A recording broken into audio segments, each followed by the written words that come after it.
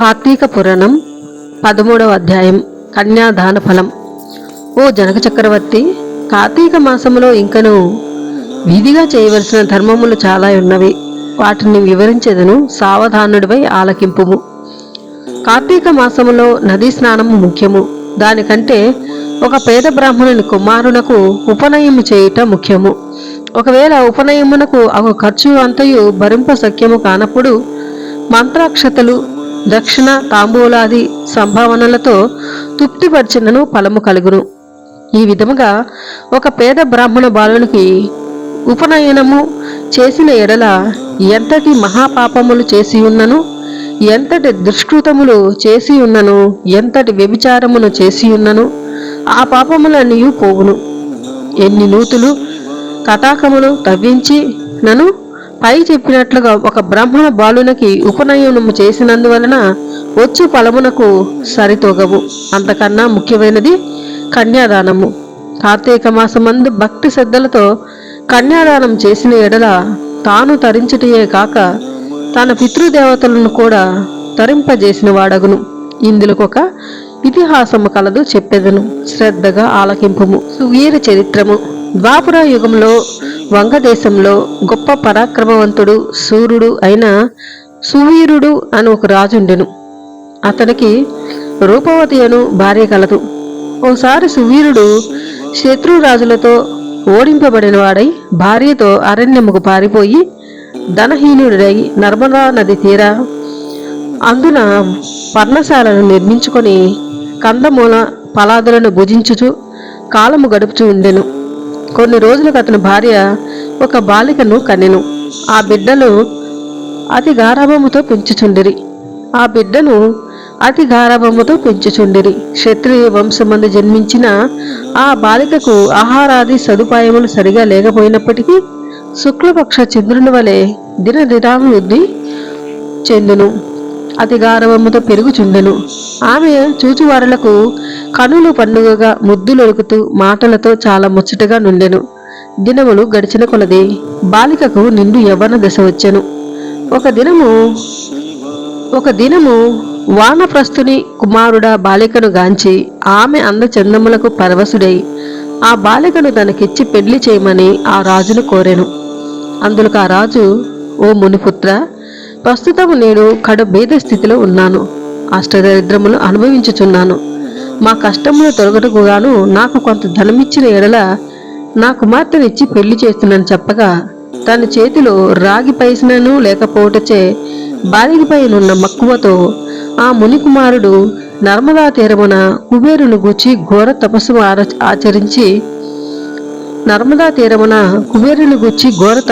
ఆచరించి కుబేరును ముప్పించి ధనపాత్ర సంపాదించెను. రాజు ఆ పాత్రను పుచ్చుకొని సంతోషించి తన కుమార్తెను మునికుమారునికిచ్చి పెళ్లి చేసి నూతన దంపతులను ఇద్దరిని అత్తవారింటికి పంపెను. అటుల మునికుమారుడు భార్యను వెంటబెట్టుకొని వెళ్ళి తల్లిదండ్రులకు నమస్కరించి అంతవరకు జరిగిన వృత్తాంతమంతయు చెప్పి భార్యతో సుఖమును అనుభవించుచుండెను. సువీరుడు మునికుమారుడిచ్చిన ధనపాత్రను తీసుకొని స్వేచ్ఛగా ఖర్చు పెట్టుచు భార్యతో సుఖముగా ఉండెను. అటులా కొంతకాలము జరిగిన తరువాత ఆ రాజు భార్యమని మరొక బాలికను కనెను. ఆ బిడ్డకు కూడా యుక్త వయసు రాగానే మరలా ఎవరికైనా ధనమునకు అమ్మవచ్చునన్న ఆశతో ఎదురు చూచుచుండెను. ఒకానొక సాధు పొంగవుడు తపతీ నది తీరము నుండి నర్మదా నది తీరమునకు స్నానార్థమై వచ్చుచు దారిలోనున్న సువీరుని కలుసుకొని, ఓయి, నీవెవడవు? నీ ముఖ వచ్చస్సు చూడ రాజవంశమునందు జన్మించిన వాని వలె ఉన్నావు. నీవి అరణ్యమునందు భార్యాబిడ్డలతో వసించుటకు కారణమేమి అని ప్రశ్నించగా సువీరుడు, మహానుభావా, నేను వంగదేశమును ఏలుచుండిని మా సువీరుడను రాజును. నా రాజ్యమును శత్రువులు ఆక్రమించుటచే భార్య సమేతముగా నేను ఈ అడవిలో నివసించుచున్నాను. దరిద్రము కంటే కష్టమేమి అనేవి లేదు. పుత్ర సుఖము కంటే గొప్ప దుఃఖము లేదు. దరిద్రము కంటే కష్టమేదియును లేదు. పుత్ర సుఖము కంటే గొప్ప దుఃఖము లేదు. అటులనే భార్య వియోగము కంటే గొప్ప సంతాపము మరొకటి లేదు. అందుచే రాజ్య భ్రష్టుడనైనందువలన ఈ కారడవిలో సకుటుంబంగా బ్రతుకుచున్నాను. నాకు 2 కుమార్తెలు. అందటూ మొదటి కుమార్తెను ఒక మునిపుత్రునికిచ్చి వాని వద్ద కొంత ధనము పుచ్చుకొంటిని, దానితోనే ఇంతవరకు కాలక్షేపం చేయుచున్నాను అని చెప్పగా, ఓ రాజా, నీవు ఎంతటి దరిద్రుడివైనను ధర్మ సూక్ష్మము ఆలోచించక కన్యను అమ్ముకొంటివి. కన్యా విక్రయము మహాపాతకములలో ఒకటి. కన్యను విక్రయించిన వారు అసి పత్రవన మను నరకమును అనుభవింతురు. ఆ ద్రవ్యముతో దేవముని పితృదేవత ప్రత్యర్థము ఏ వ్రతము చేసినను వారు నశింతురు. అదియును కాక కన్యా విక్రయము చేసిన వారికి పితృదేవతలు పుత్ర సంతతి కలుగకుండా శపింతురు. అటులనే కన్యను ధనమిచ్చుకొని పెళ్లాడిన వారు చేయు గృహస్థ ధర్మముల వ్యర్థమొకటియే కాక అతడు మహానరకమును అనుభవించును. కన్యా విక్రయము చేసిన వారికి ఎట్టి ప్రాయశ్చిత్తము లేదని పెద్దలు వక్కానించియే ఉన్నారు. కావున రాబోయే కార్తీక మాసమున నీ రెండవ కుమార్తెను నీ శక్తి కొలది బంగారు ఆభరణములతో అలంకరించి సదాచార సంపన్నునకు ధర్మబుద్ధి గల వానికి కన్యాదానం చేయుము.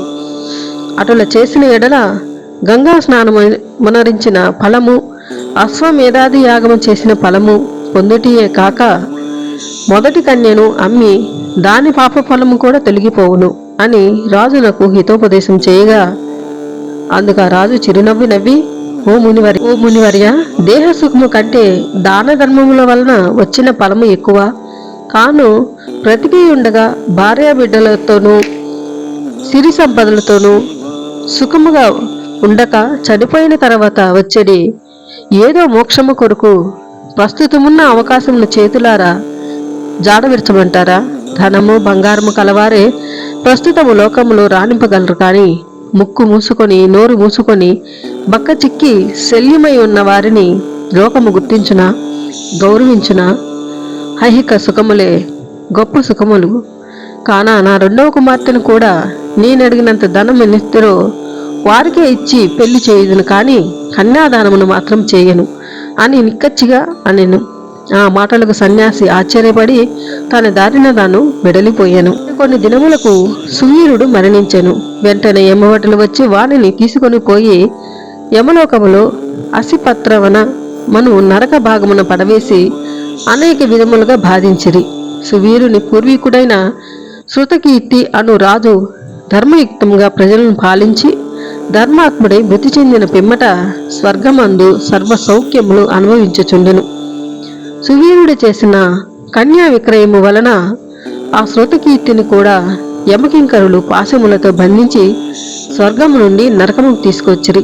అంతటా శృతకీర్తి నేనెరిగినంత వరకును ఇతరులకు ఉపకారం చేసి దాన ధర్మాదులు యజ్ఞ యాగాదులు నర్చి ఉన్నాను, నాకు ఈ దుర్గతి ఎలా కలిగి అని మరణం నన్ను అనుకుని నిండు కొలువు దీరియున్న యమధర్మరాజు కడిగేగి నమస్కరించి, ప్రభు, నీవు సర్వజ్ఞుడవు, ధర్మమూర్తివి, బుద్ధిశాలివి, ప్రాణి కోటికంతను సమముగా చూచియుంటివి. నేనన్నడు ఏ పాపమును చేసి ఉండలేదు. నన్ను స్వర్గలోకము నుండి నరకమునకు దోడుకొని వచ్చుటకు కారణమేమి? సెలవిండు అని ప్రాధేయపడెను. అంత యమధర్మరాజు శృతకీర్తిని గాంచి, శృతకీర్తి, నీవు న్యాయమూర్తివి, ధర్మజ్ఞుడవు, నీవు ఎటువంటి దురాచారములను చేసి ఉండలేదు. అయిననేమి నీ వంశీయుడగు సువీరుడు తన జ్యేష్ఠపుత్రికను ధనమును ఆశించి అమ్ముకొనెను. అన్నే నమ్ముకునే వారి పూర్వీకులు ఇటు 3 తరముల వారు అటు 3 తరముల వారు వారును నా రెండంటి పుణ్య పురుషులైనను వారు ఎంతటి పుణ్య పురుషులైనను నరకము అనుభవించటియే కాక నీచి జన్మ ఎత్తవలసి ఉండెను. నీవు పుణ్యాత్ముడు వనియు ధర్మాత్ముడు వనియు నేను ఎరుగుదును, కాన నీకు ఒక ఉపాయము చెప్పెదను. నీ వంశీయుడగు సువీరునకు మరి ఒక కుమార్తె కలదు. ఆమె నర్మదా తీరాన తన తల్లి వద్ద పెరుగుచున్నది. నా ఆశీర్వాదం వలన నీవు మానవ శరీరము దాల్చి అచటకు పోయి ఆ కన్యను వేద పండితుడను శీలవంతుడు అగు ఒక విప్రునకు కార్తీక మాసమున సాలాంకృతముగా కన్యాదానం చేయించుము. అటుల చేసిన ఎడల నీవు నీ పూర్వీకులు సువీరుడు నీ పితృఘనములు కూడా స్వర్గలోకమునకు ఏగుదురు. కార్తీక మాసంలో సాలాంకృత కన్యాదానం చేసిన వారు మహాపుణ్యాత్ముడగును. పుత్రికా సంతానము లేనివారు తమ ద్రవ్యముతో కన్యాదానము చేసినను లేక విధి విధానముగా ఆబోతునకు వివాహమునొచ్చినను కన్యాదానం ఫలమబ్బును. కనుక నీవు వెంటనే భూలోకమునకేగి నేను తెలిపినట్టులా చేసితివేవి? ఆ ధర్మకార్యముల వలన నీ పుత్రుగణము తరించును, పోయి రమ్ము అని పలికెను. శృతకీర్తి యమునకు నమస్కరించి సెలవు తీసుకొని నర్మదా తీరమున ఒక పర్ణకుటీరంలో నివసించుచున్న సువీరుని భార్యను కుమార్తెను చూసి సంతోషపడి ఆమెతో యావత్తు విషయములు వివరించి కార్తీక మాసమున సువీరుని రెండవ కుమార్తెను సాలాంకృత కన్యాదాన పూర్వకముగా చతుర్వేదములు చదివిన ఒక బ్రాహ్మణ యువకునికిచ్చి అతి వైభవంగా వివాహము చేశాను. అటుల కన్యాదానము చేయటం వలన సువీరుడు కూడా పాప విముక్తుడై స్వర్గలోకంలోనున్న పితృదేవతలను కలుసుకొనెను. కన్యాదానము వలన మహాపాపములు కూడా నాశనమగును. వివాహ విషయములో వారికి మాట సహాయము చేసినను పుణ్యము కలుగును. కార్తీక మాసమున కన్యాదానము చేయవలయునని దీక్ష భూని ఆచరించిన వాడు విష్ణు సాన్నిధ్యము పొందును. శక్తి కలిగి ఉండి ఉదాసీనత చూపువాడు శాశ్వత నరకమునకు ఏగును. 4వ అధ్యాయము. ఆబోతును అచ్చుబోసి వదులుట. మరలా వశిష్ఠుల వారు జనకుని దగ్గర కూర్చుండబెట్టుకొని కార్తీక మాస మహాత్యమును గురించి తనకు తెలిసిన సర్వ విషయములు చెప్పవలెను కుతూహములతో ఇట్లు చెప్పిరి. ఓ రాజా, కార్తీక పౌర్ణమి రోజున పితృప్రీతిగా ఉషో సర్జనము చేయుట, శివలింగ సాల గ్రామములను దానము చేయుట, ఉసిరికాయలను దక్షిణతో దానము చేయుట మొదలగు పుణ్య కార్యముల వలన వెనుకటి జన్మమందు చేసిన సమస్త పాపములను నశింపచేసుకొందురు. వారికి 1,000,000 యాగములు చేసిన ఫలము దక్కును.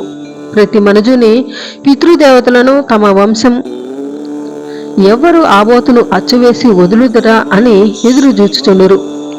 ఎవడు ధనవంతుడై ఉండియు పుణ్యకార్యములు చేయక దాన ధర్మములు చేయక కడక ఆబోతునకు అచ్చువేసి పెళ్లి అయిన చెయ్యడో అట్టివాడు రౌరవాది సకల నరకములు అనుభవించటియే కాక వాని బంధువులను కూడా నరకమునకు గురి చేయును.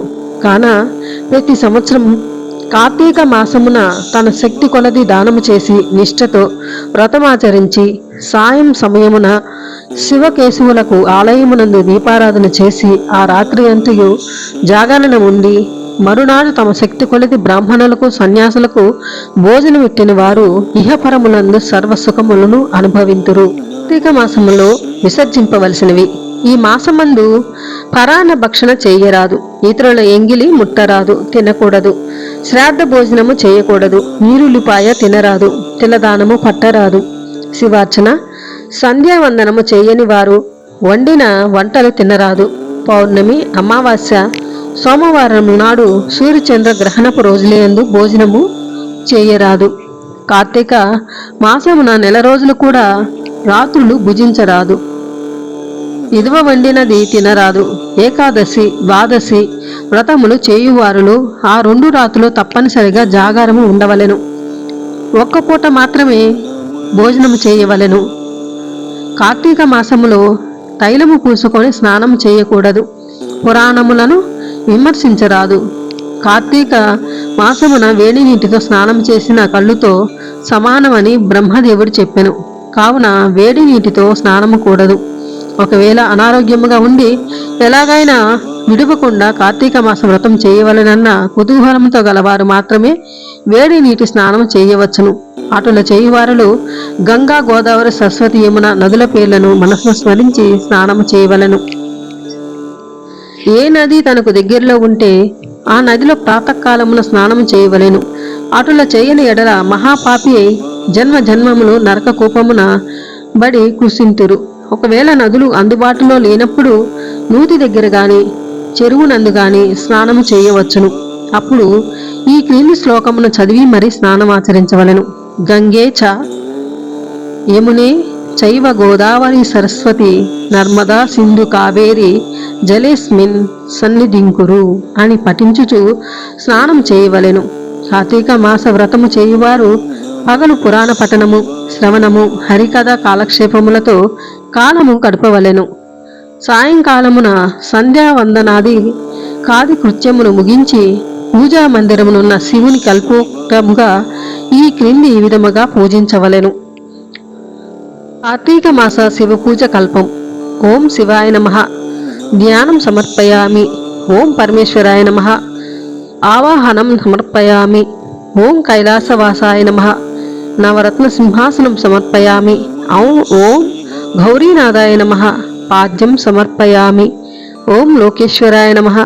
ఆజ్యం సమర్పయామి. ఓం వృషభవాహనాయ నమః. స్నానం సమర్పయామి. ఓం దిగంబరాయ నమః. వస్త్రం సమర్పయామి. ఓం జగన్నాథాయ నమః. యజ్ఞోపవీతం సమర్పయామి. ఓం కపాలధారిణే నమః. గంధం సమర్పయామి. ఓం సంపూర్ణ గుణాయనాయ నమః. పుష్పం సమర్పయామి. ఓం సంపూర్ణ గుణాయ నమః. పుష్పం సమర్పయామి. ఓం మహేశ్వరాయ నమః. అక్షతాన్ సమర్పయామి. ఓం పార్వతీనాథాయ నమః. ధూపం సమర్పయామి. ఓం తేజో రూపాయ నమః. దీపం సమర్పయామి. ఓం లోకరక్షాయ నమః. నైవేద్యం సమర్పయామి. ఓం త్రిలోచనాయ నమః. కర్పూర నీరాజనం సమర్పయామి. ఓం శంకరాయ నమః. సువర్ణ మంత్ర పుష్పం సమర్పయామి. ఓం భవాయ నమః. ప్రదక్షిణ నమస్కారాన్ని సమర్పయామి. ఈ ప్రకారముగా కార్తీక మాసమంతియు పూజించవలను. శివ సన్నిధిని దీపారాధన చేయవలెను.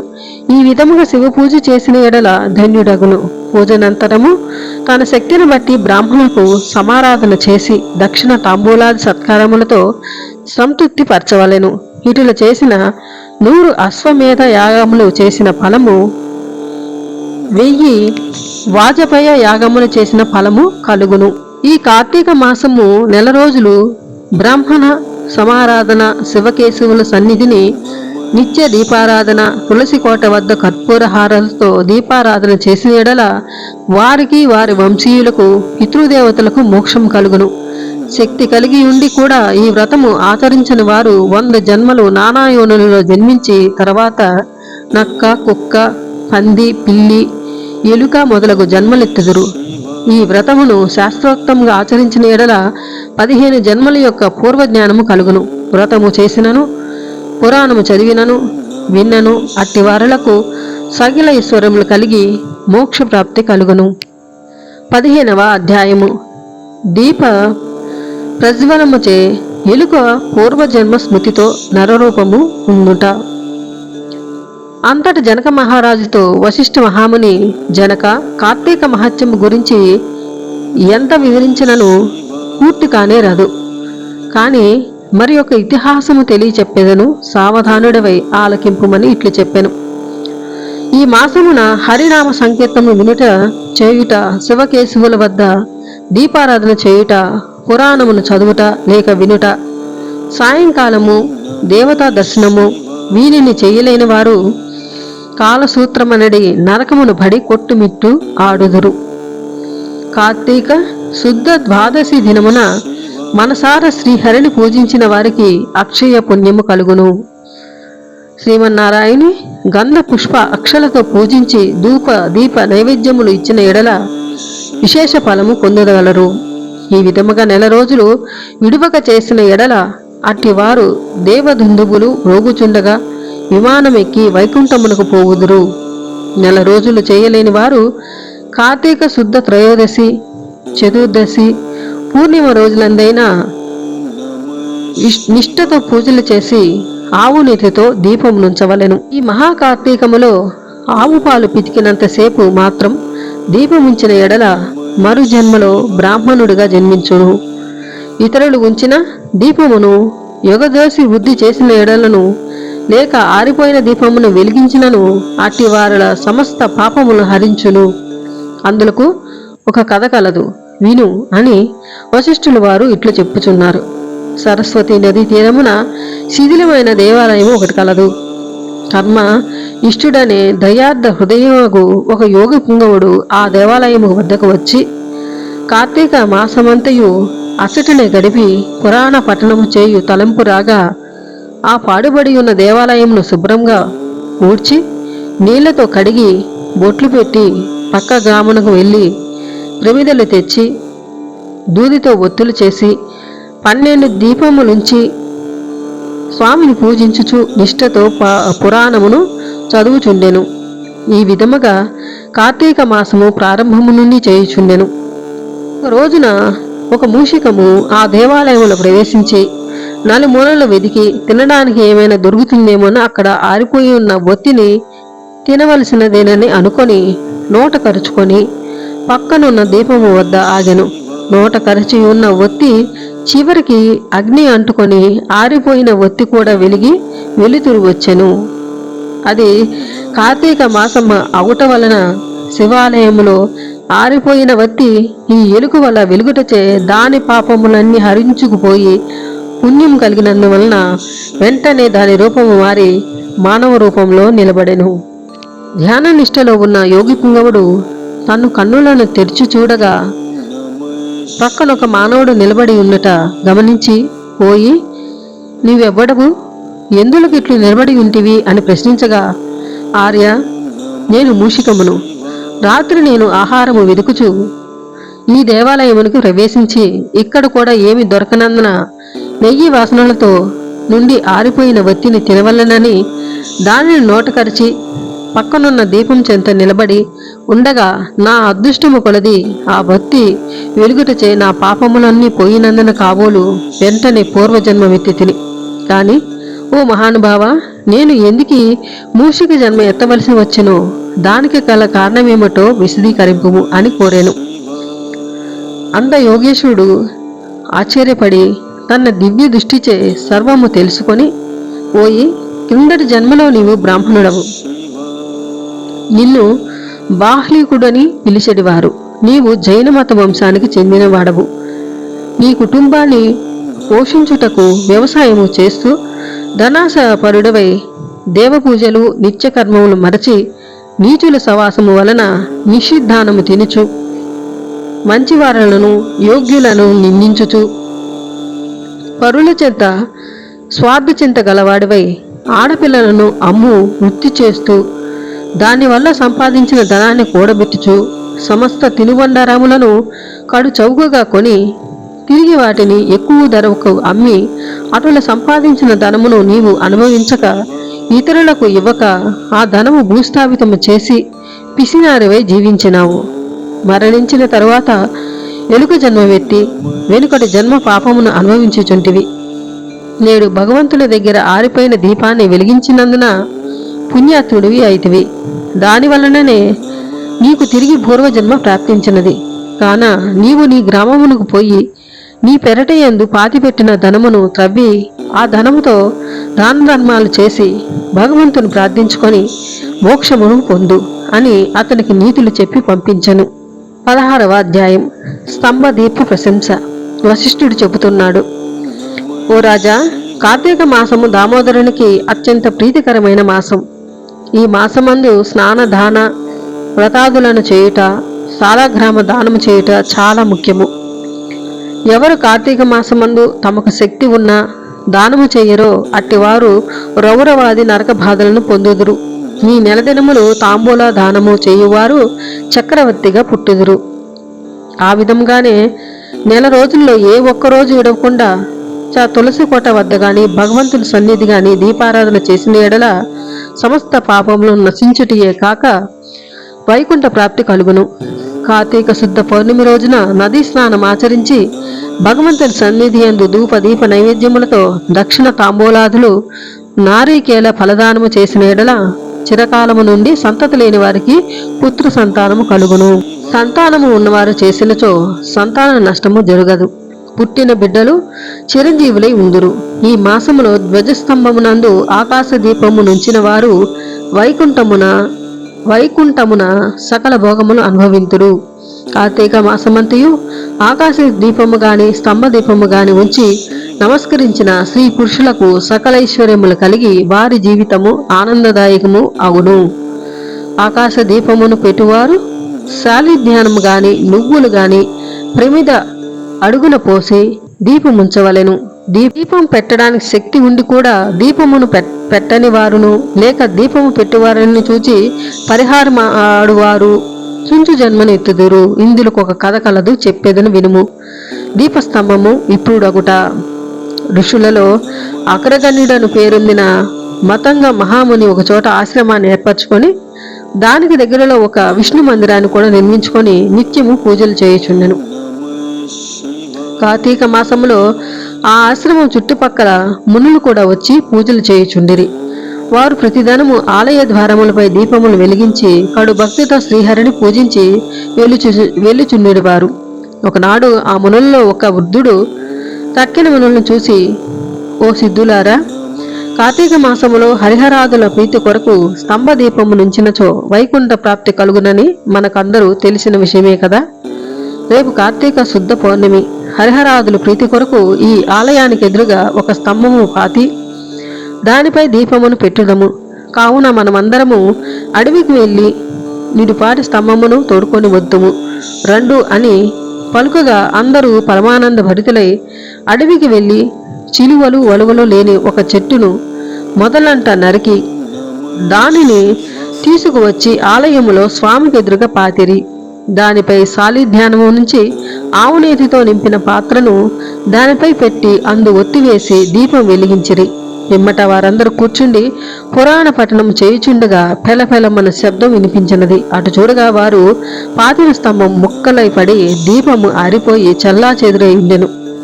ఆ దృశ్యము చూసి వారందరూ ఆశ్చర్యంతో నిలబడి ఉండిరి. అంతలో ఆ స్తంభము నుండి ఒక పురుషుడు బయటకు వచ్చెను. వారు అతన్ని చూచి, ఓయి, నీవెవరవు? నీవి స్తంభము నుండి ఏలవచ్చితివి? నీ వృత్తాంతమేమి అని ప్రశ్నించిరి. అందు ఆ పురుషుడు వారందరికి నమస్కరించి, పుణ్యాత్ములారా, నేను క్రిందట జన్మమందు బ్రాహ్మణుడను, ఒక జమీందారుడను. నా పేరు ధనలోభుడు. నాకు చాలా ఐశ్వర్యం ఉండటచే మదాంధుడనై న్యాయ విచక్షణలు లేక ప్రవర్తించి తిని దుర్బుద్ధులు అలవడటంతో వేదములు చదవక, శ్రీహరిని పూజింపక, దాన ధర్మములు చేయక వెలిగి తిని నేను నా పరివారముతో కూర్చుండి ఉన్న సమయమున ఏ విప్రుడైనా వచ్చి నన్ను ఆశ్రయించినను అతనిచే నా కాళ్ళు కడిగించి ఆ నీళ్లు నెత్తి మీద వేసుకోమని చెప్పి నానా దుర్భాషలాడి పంపుచుండేవాడని. నేను ఉన్న ఆసనముపై కూర్చుండి అతిథులను నేలపై కూర్చుండని చెప్పేవాడను. స్త్రీలను పసిపిల్లలను హీనముగా చూచేటివాడను. అందరూ నా చేష్టలకు భయపడేవారే కాని నన్నెవరూ మందలింపలేకపోయిరి. నేను చేయి పాపకార్యములకు హద్దు లేకపోయినది. దాన ధర్మములు ఎట్టివో నాకు తెలియవు. ఇంత దుర్మార్గుడనై పాపిష్టిని అవసాన దశలో చనిపోయి ఘోర నరకములను అనుభవించి లక్షల జన్మల యందు కుక్కనై, 10,000 జన్మలు కాకినై, 5,000 జన్మలు తొండనై, 5,000 జన్మలు పేడ పురుగునై, తర్వాత వృక్ష జన్మమెత్తి కీకారణ్యమందుండి కూడా నేను చేసిన పాపములను పోగొట్టుకొనలేకపోతిని. ఇన్నాళ్లకు మీ దయవలన స్తంభముగానున్న నేను నరరూపమెత్తి జన్మాంతర జ్ఞానినైతిని. నా కర్మలన్నీయు మీకు తెలియపరిచితిని. నన్ను మన్నింపుడని వేడుకొనెను. ఆ మాటలు ఆలకించిన మునులందరూ అమితాశ్చర్యము ఉంది. ఆహా, మహిమ ఎంత గొప్పది! అదియేనుగాక కార్తీక శుద్ధ పౌర్ణమి మహిమ వర్ణింప సఖ్యము కాదు. కర్రలు, రాళ్లు, స్తంభములు కూడా మన కళ్ళ ఎదుట ముక్తి నొందుచున్నవి. వీటన్నిటికన్నా కార్తీక శుద్ధ పౌర్ణమి నాడు ఆకాశ దీపముంచిన మనుజునకు వైకుంఠ ప్రాప్తి తప్పక సిద్ధించును. అందువలననే ఈ స్తంభమునకు ముక్తి కలిగినదని మునులు అనుకొనుచుండగా ఆ పురుషుడు ఆ మాటలు ఆలకించి, ముని పుంగవులారా, నాకు ముక్తి కలుగుటియే మార్గమేదైనా కలదా? ఈ జగమున ఎల్లరకు నెటుల కర్మబంధము కలుగును, అది నశించినట్లు నా ఈ సంశయమును బాపుడని ప్రార్థించెను. అక్కడమున్న మునీశ్వరులందరూ తమలో ఒకడు అంగీరస మునితో, స్వామి, మీరే అతని సంశయమును తీర్చగల సమర్థులు గాన వివరింపు అని కోరిరి. అందకి అంగీరసుడు ఇట్లా చెప్పెను. 17వ అధ్యాయము. అంగీరసుడు ధనలోభునకు చేసిన తత్వోపదేశం. ఓ మునిశ్రేష్ఠులారా, ఓ ధనలోభి, నీకు కలిగిన సంశయములకు సమాధానం చెప్పుచున్నాను, వినుము. కర్మ వలన ఆత్మకు దేహధారణము సంభవించుచున్నది. కావున శరీరోత్పత్తికి కర్మ కారణమగుచున్నది. శరీర ధారణము వలననే ఆత్మ కర్మను చేయును కనుక కర్మ చేయుటకు శరీరమే కారణమగుచున్నది. స్థూల సూక్ష్మ శరీర సంబంధముల వలన ఆత్మకు కర్మ సంబంధము కలుగునని తొల్లి పరమేశ్వరుడు పార్వతీదేవికి వివరించను. దాని మీకు నేను వివరించుచున్నాను. ఆత్మ అనగా ఈ శరీరమున అహంకారముగా ఆవరించి వ్యవహరించుచున్నదని అంగీరసుడు చెప్పగా, ఓ మునీంద్ర, నేనింతవరకు ఈ దేహమే ఆత్మయని భావించుచుంటిని కనుక ఇంకను వివరముగా చెప్పబడిన వాక్యార్థ జ్ఞానమునకు పదార్థ జ్ఞానము కారణమగుచుండును. కాన అహం బ్రహ్మ అను వాక్యార్థమును గురించి నాకు తెలియజేయండి అని ధనలోభుడు కోరి. అప్పుడు ధనలోభునితో అంగీరసుడు ఇట్లనెను, ఈ దేహము అంతఃకరణ వృత్తి సాక్షియే. నేను నాది అని చెప్పబడు జీవాత్మయే అహం అను శబ్దము. సర్వంతర్యామి అయి సచ్చిదానంద రూపమైనది పరమాత్మ. నా అను శబ్దము ఆత్మకు ఘటాదుల వలె శరీరమునకు అర్థము లేదు. ఆ ఆత్మ సచ్చిదానంద స్వరూపము, బుద్ధి సాక్షి, జ్ఞానరూపి. శరీరేంద్రియములు మొదలు వానిని వ్యాపారములందు ప్రవర్తింపజేసి వానికంటే వేరుగా ఉన్నదే ఎల్లప్పుడూ ఒకే రీతిని ప్రకాశించుచు ఉండునదే ఆత్మ అనబడును. నేను అనున్నది శరీరేంద్రము కాదు, ఒకటి కాదని తెలుసుకొనుము. ఆ దేహేంద్రియాదులు అన్నిటినీ ఏది ప్రకాశింపజేయునో అది ఏ నేను అని నిశ్చయము. అందుచేత అస్థిరములకు శరీరేంద్రియాదులు కూడా నామరూపములతో నుండి నశించినవియే గాక ఇట్టి దేహమునకు జగత్స్వప్నములు వ్యవస్థలు స్థూల సూక్ష్మకార శరీరములను మూడింటి యందును నేను నాది అని వ్యవహరించిందే ఆత్మయని గ్రహించుకొనుము. ఇనుము సూదంటు రాయిని అంటిపెట్టుకొని తిరుగునట్లు శరీర ఇంద్రియాలు దేనిని ఆశ్రయించి తిరుగుచుండునో అదే ఆత్మ.